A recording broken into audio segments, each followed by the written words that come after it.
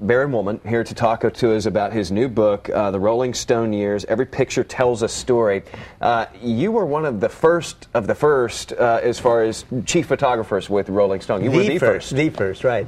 Well, it was so interesting because when Jan, I didn't even know who he was, when he told me, he outlined the story about this magazine that he had in mind, and he said, you know, right now, all we have are music publications for the business. You know, we've got Billboard and Cashbox, and this isn't the way we experience music. You know, we go out and see the bands, and we see them playing free, and these are our neighbors. We know them. We want a publication that reflects that.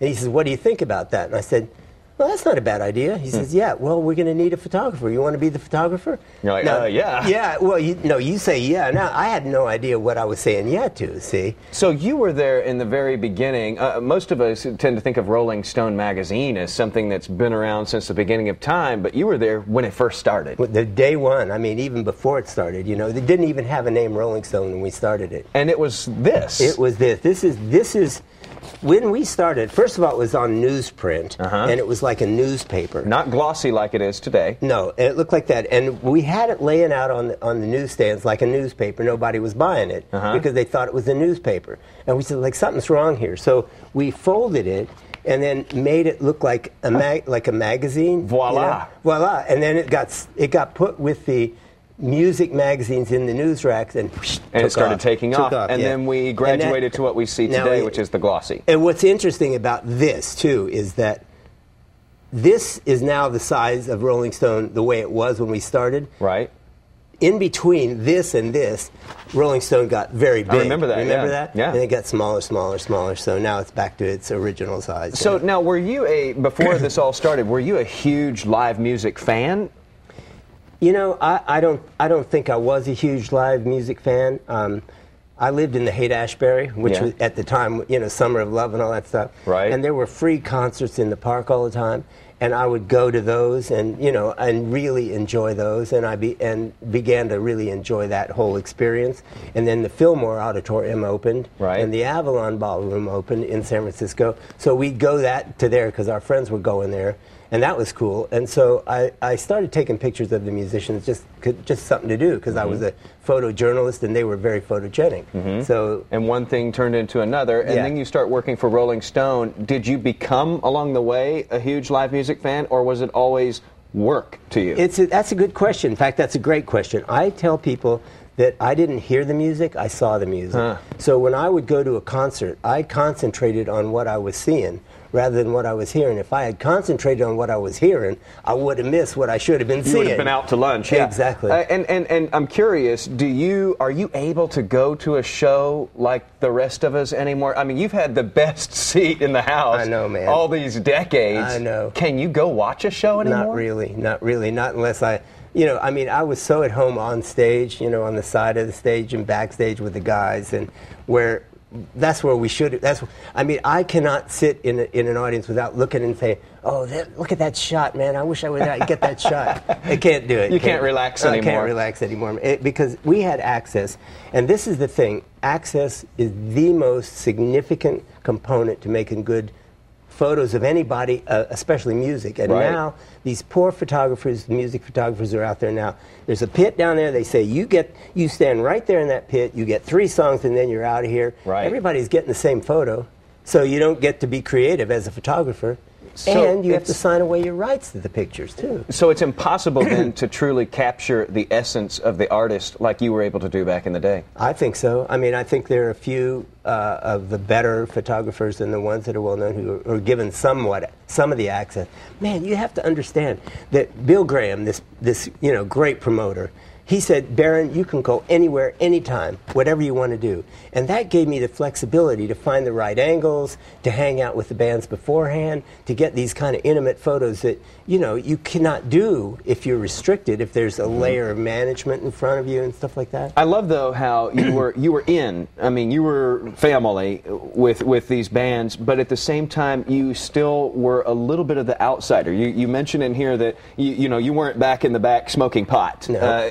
You were still kind of that side, you were out of the loop a little bit. Yeah, dramatically so. Well, I mean, the thing was, for me, I was a photographer, you know, And the other thing about that is that in those days we didn't have autofocus, we didn't have auto exposure, we didn't have an auto winder. So in order to get these pictures, you had to really work hard, and you had to be on top of your game. And if you're sitting there getting stoned, like that. Well, look, here in the studio, the lights are beautiful. They're steady. They're just really the way they ought to be. In those venues where the music was being played, you'd get a light reading, and it would be perfect for the white light on the spotlight. Suddenly, it would turn red. It's like, now what are you going to do? You got to go get another reading, and before you get that reading and set your camera again, they've changed it again. So you're constantly adjusting. Oh, man. I imagine that you probably also, there's probably another entire book or maybe even a volume of books where you could write about and show the things that you saw that you can't put in a book. Hey. What do they say? What happens on stage stays on stage. Well, this is an interesting. This book to me is very important for a couple of reasons. It's more than a photo book. People come up to me and they say, "Oh, what was Janis Joplin like?" Right. Or "What was Mick Jagger like?"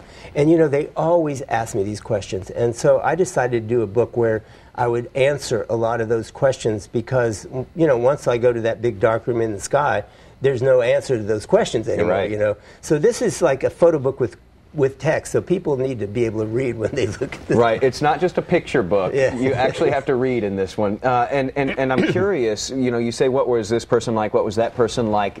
Did you feel like with a lot of these people you did get past that veil? I'll tell you what I did, and the answer is yes. And one of the main reasons, I think, is that when Rolling Stone evolved and people realized, first of all, it was the only game in town. There was Crawdaddy, and there was, what was the other one? Not Cheetah, but there were a couple other ones, but none as professionally done as Rolling Stone.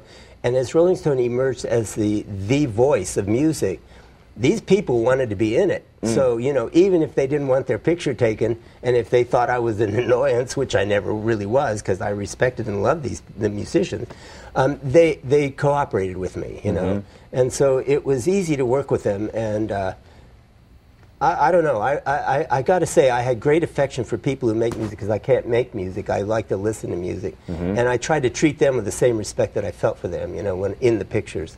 Let's run you through a few people here. I know we want to go through some pictures, but first, before you start, how many artists would you say you have photographed over the years? Oh, man. Couple hundred, I guess. Couple hundred. I mean, out of the couple of hundred, just off the top of your head here, the biggest ham, who was it who just jumped into that camera? It's interesting. Don't use the word ham, because I'm saying because that has a pejorative sense to it. Right. Because who was phenomenal. In fact, let me back up a little bit and give you the long answer to that question. Is that I would measure the how photogenic a musician was by not how great a musician he or she was, right, which was fine, but what they did on stage that became photogenic, how they prepared, how they looked on stage, what they, what how much they of a did. show person they were. Exactly, and the one who was the absolute best was Jimi Hendrix. Jimi Hendrix. Unbelievable. The guy, first of all, a brilliant musician, brilliant. And he made it onto the cover. He made it, well, I mean, that is my favorite, and I'm going to talk about that particular picture because that one is the best live action picture I ever took. It captures his essence. Yeah, it does. Just lost in the music. One of the things that we were challenged with, and one that this book is trying to show, is that in those days there was no MTV, there was no internet, there was no YouTube. We had to reflect to the readers what it was like to have been at that concert with one single still image or a few single still images. So it was a different kind of challenge, than you have today, where, I look through Rolling Stone and I look at, okay, here's all these concert pictures. I've seen that. Right. And we've seen it on YouTube, we've seen it on the internet, but those days, this is all they had. Who was the most, let's say off camera, one of the more intriguing or interesting or odd characters that you met? Well, odd, for sure, the oddest was Tiny Tim. Remember Tiny Tim? I mean, Tiny Tim, we were worried about Tiny Tim because he wasn't sure he wanted to give us an interview and he wasn't sure he wanted to pose for pictures. So what I did is I brought him a bouquet of daisies. And that did it? That really did it. He went just berserk. And daisies. Daisies, that's what it took with Tiny. And then, of course, Frank Zappa, and you'll see the picture of Frank Zappa. That was an odd one for you because you knew that he was an eccentric character, and you're thinking, how do I go about approaching this guy? Exactly right. You got that. You read the book. I read a caption. Yeah. I did a little reading. There's text. And so you were a little bit intimidated by that one. Well, I was intimidated because, let me tell you, Zappa was brilliant. He was a brilliant musician. He was a brilliant mind. He could talk about anything, but it wasn't normal conversation. It was always somewhere out there in the ozone. Out in the firmament. Yeah. Exactly. And so, therefore, I wasn't sure what I was going to encounter when I did encounter. You'll see one of the pictures that, I mean, he just took over. He decided, let's go take pictures, he says, and then started performing for me. You were flipped off by Steven Tyler. That had to be a fun moment. Yeah, I thanked him for that. The way I saw that as a gesture of kind of affection toward me. It is. It's kind of like that tough love in a way. Exactly. And who was the most difficult person to capture, to photograph, whether it be logistically or just personality-wise? Who was the most difficult one to translate on film? Man, that question comes up, and I try to remember who I had a problem with, and I don't remember having any problems. I know this is, I'm begging the question, but like I said, they wanted to be in Rolling Stone. Right. So even if they were not of a mind to be photographed and would normally have been difficult, they weren't, because they wanted to cooperate with us. James Brown was hard, though, logistically, wasn't he? Well, getting to James Brown was the problem, because James Brown was totally surrounded by great big huge black guys that, I'm a little white guy, and they didn't, and never was that more apparent, right? Boy, was that ever. And I said, hey, I'm supposed to be here, who are you? Who are you? No, who are you? And once I convinced them, and I'd have to convince them, that, and you had to go through layers and layers of this. But then once I got through the layers, then I was everybody's best friend. I got into the inner circle, and they said, whatever you want, Mr. Brown will pose for you, or just take any pictures you want to. You're part of the family. And then magic happens because he's a show person, almost like no other. And magic happens because you really are in the inner circle there, you know. And getting to the it's back to the word of access. If you have access to the inner circle, you have an opportunity to make really phenomenal photographs. Of the people that you've met, and we flip through this book, and it's just amazing some of the people you've met and that you've had access with, not just on stage, but personal time afterwards. I mean, we can see that there's a lot of personal photos in here. Who was the most memorable of the characters? Who kind of stayed with you after you were done? There's one guy that stayed with me, and I never talked to him really, and that was George Harrison. George Harrison. What was happening is that I was sitting waiting for George Harrison to come in for an interview, and we were sitting in the Apple Corps offices. They had just opened their offices, right? And there was a room like this. There was a couch and a couple of chairs, and he was the only one I was somewhat intimidated by. So he walks in and sits down, and I had to decide, do I talk to him and say, George, look here, let me get this picture, or do I just let him be who he is and not say a word? And I did, and I got some great photos of him he was reading Dylan's book, Don't Look Back. He was relaxed and everything. But, in retrospect, it would have been really nice to have had a conversation with him and actually had some one-on-one. I think one of the opportunities that I missed. There were a lot of opportunities, but that's one I definitely feel like I missed. Got some great photos, though. I got some great photos. That's what in this book, I've been chastised for complaining about all the photos I missed. And they said, well, whoa, how about the ones you got? Yeah, you got some pretty good ones in there. Yeah. You were at Woodstock, which that had to be an experience. I'll tell you, when I finally made it to Woodstock and I got on the stage, because I just walked in and walked up on the stage, it took a long time to get there, but I looked out at the sea of people. I had never seen so many people in my life. Now, maybe there had been other gatherings with that many people, but I hadn't seen them. And it wasn't intimidating. It was like a parallel universe, looking out, everybody sitting in front of that stage calmly, waiting for the music. Now, there's a good story. Carlos Santana, Bill Graham, actually, let's back up a little bit. Bill Graham was managing Carlos Santana at the time. And Michael Lang, one of the co-producers of Woodstock, needed some help. He called up Bill, I need some help. Will you give me some help? And he said, okay, I'll give you help on this condition, that you put Carlos Santana on the bill, because he wasn't on, he wasn't scheduled for Woodstock. And Lang said, okay, he's on. So anyhow, Carlos gets there, and he's backstage with Jerry Garcia, right? And they're sitting around, and Jerry says, hey, Carlos, we ain't going to be on for a long time. Let's get high, So they did. They either did acid or mescaline, because I've heard both stories. They started tripping. And that was fine, because they didn't expect to go on for a long time. Well, about an hour later, Carlos, you're on. Oh, no. And so, Murphy's Law. Exactly. So there he does this whole show, totally stoned, and he'll talk, you see this on YouTube, he talks about how my guitar was like this steel snake. I couldn't control it. It was moving in my hand. I looked out in the audience and I saw 300,000 set of teeth, 600,000 eyes, wow. And I didn't know what was it, but it was it. Good thing is, a lot of the people out in the audience were out of their minds too. Yeah, good. So it all translated. And I love the picture of the cows in here, in the field. Well, you remember, I mean, if you have any kind of knowledge of the history of Woodstock, that it was on Yasker's farm, and Yasker, what was his name? First name? Something Yasker. Mark? I don't know. Max Yasker. That's what it was. We'll call him Max. It was Max Yasker. His farm was a dairy farm, and he was in an area with a lot of dairy farms around. There's a picture of the cows enjoying the music at Woodstock.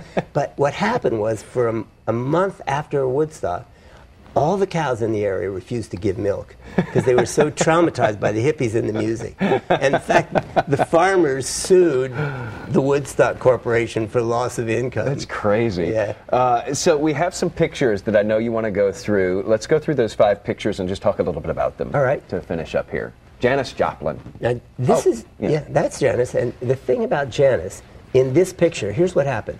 I got a call from a magazine. It wasn't Rolling Stone. Because we couldn't publish, we could only do black and white, right, with one little bit of color. We couldn't publish color photos. This magazine needed a color photo of Janis in concert. I called, Janis, have you got anything scheduled? She said no. I said, okay, here's what we'll do. Come over to I'll set up the studio as if it were a live concert. Come over with a microphone. You can lip sync, bring it to the little tape deck, and you can lip sync to your music. She said, okay, I'll do that. Comes over to the studio, right, and starts lip sync. Turns on the music. I turn on the lights. She's got her, her microphone. She starts lip syncing, and then she starts singing a little bit louder. Then she starts singing a little bit louder. Then she does full Janis, 150% for an hour. She gives me this concert. Wow. Just for me in my studio. And I call it the concert for one, but it looks like she's on stage, right? How many people can say they have had a personal one-on-one concert from Janis Joplin? I know I can. That's awesome. Yeah. Who do we have next? Who's our next? Oh, there we go. Well, that's good old Jimi Hendrix. Yeah, that's the cover of the book, and whoops, that's actually the next one. Okay, yeah, okay, this is the next in line. Okay. Now, this is Jerry Garcia. Now, the interesting thing about Jerry Garcia, Jan finally decided to put the Grateful Dead on the cover of Rolling Stone, right? Yeah. And they hadn't been, and we were wondering, this is the San Francisco band of record, right? The Grateful Dead. So they finally decided. So he said, "How do you want to shoot him?" I said, "Okay, bring him over one by one, and I'll shoot him like Richard Avedon the way I always loved his work, plain background, single light," which I did. So Jerry, he goes up and he has that. He holds his hand up like that, big smile, and I went back, developed the film, looked at the picture. I said, what was he doing? How did he do that with his finger? I mean, I'm trying to do the same thing with my finger. I couldn't make it happen, right? Yeah. It turns out, and I didn't know this until even a couple of months later, that when he was a kid, he and his brother were in the backyard chopping wood. His brother said, hold this piece of wood while I chop it. And he chopped off a piece of his finger. So he was actually missing part of his finger. You thought he was doing that as a gag. Yeah, exactly. And the fact is that he always hid that. This was the first time he ever exposed it. And that's amazing. Yeah, and so I felt like that was a gift to me from Jerry. He captured something that no one had gotten before. Nobody had seen, because it was his pick in hand, and he'd always keep it under like that. You wouldn't see it. Who's next here? Johnny. This is interesting because I'm backstage with Johnny Cash before he goes on, right? Yeah. And I look at him and I say, this guy is not ready to perform. I mean, look at his face, his eyes, just the way he looked. He was in some other world, And I thought, he's got to go out and perform. How's he going to do that? Anyhow, I went out and he did a great job. But what's interesting about this photo is that in the background of this photo is you can see the reflection of June Carter Cash in the mirror. And, you can, but yeah. I didn't see that. Only about 3 years ago, I had a photo exhibit, and so a woman comes up to me and says, "Oh, I love that picture of Johnny Cash and June Carter Cash." I said, "Where's June Carter Cash?" She says, "Yeah, see her in the back. And I said, "Oh my God, for 40 years I had never seen her in that photo." Was he fixated on her there in that picture then? Well, he was fixated on some demon or something. I mean, if you know about Johnny Cash, Yeah. who knows what he was fixed on? But she actually was behind and reflected in the thing. But what was amazing is I hadn't seen it, you know, until somebody pointed it out. Was he one of those larger-than-life characters? I mean, did you ever come across somebody who really did appear larger than life? In what sense? When just in their persona, just when they were in the room, they sort of he oozed. You know, I mean, he had seemed like there was a kind of force field around him that you didn't want to, you know, intrude upon, and also you don't want to bother anybody right before they go on stage because you know right before you go on, you know, your mind is getting ready to go on. But people bother me every time. Well, I know, but it doesn't seem to affect you, man. You look like you're totally happy in front of the camera. Let's go to the next one here. This is Zappa. Zappa. This was Zappa. What he did. So behind his house, there were all of these abandoned road grading equipment, and so we go out there. And he starts climbing on all of them and acting like he's driving, you know, and posing and all this stuff. I didn't have to say a word. And you're going, this is gold. This is gold, man. It was true. And then this is the other thing. There was in his backyard, right? Yeah. There were, I don't know about what they were, but there were these caves. So he would dive into the cave, disappear, and then come out. And there he was again, you know, peering at me, go back in and do this. So I didn't have to do anything. A photographer's dream. Yeah, exactly. The gods of photography were shining down on me, man. Do we have one more, or is that all of them? I think that's all. Is that all of them? Nope, there's a couple. Who's next? There's Jimi Hendrix. Now, the thing about this is, I wanted to talk about this. This is, of course, part is on the cover of the book, too.